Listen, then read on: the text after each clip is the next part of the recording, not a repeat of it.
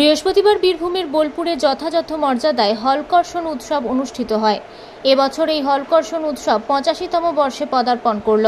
এদিন সকাল থেকেই রবীন্দ্রনাথ ঠাকুরের গানের মধ্যে দিয়ে নৃত্যের তালে হলকর্ষণ উৎসব অনুষ্ঠিত হয়। এই অনুষ্ঠানে বিশেষ অতিথি হিসেবে উপস্থিত ছিলেন সাহিত্যিক জয়া মিত্র, বিশ্বভারতীর ভারপ্রাপ্ত উপাচার্য অরিন্দম মণ্ডল সহ অন্যান্য আধিকারিকবৃন্দ এবং বিশ্বভারতী ও শ্রীনিকেতনের ছাত্রছাত্রীরা। এদিন উপাচার্য এই অনুষ্ঠানের সূচনা করেন।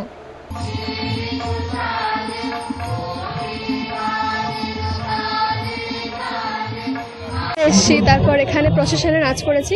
ফিরে চল মাটির টানের সাথেই প্রসেশনটা হয় সাধারণত। তারপর এমনি অতিথি বরণ, প্রদীপ জ্বালানো এসব কিছু হয়েছে এবং তারপর আমরা মাঠে নৃত্য প্রদর্শন করেছি। কর্ষণ যেটাকে বলে, দুটো গরু থাকে তারা কর্ষণ করা হয়। এর মাধ্যমে কালকে যেহেতু বৃক্ষরোপণ হয়েছে তার পরের দিন হলো কর্ষণ। হ্যাঁ, একদমই তাই।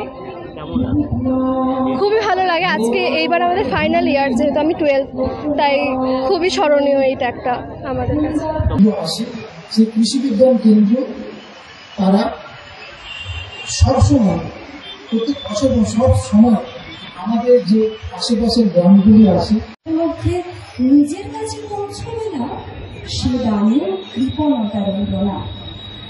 লোকালয় বলতে এমন একটি আশ্রয় বোঝালো যেখানে নিজের সঙ্গে পড়ে। বীরভূম থেকে কাজী আমিরুল ইসলামের রিপোর্ট, আনন্দ বার্তা।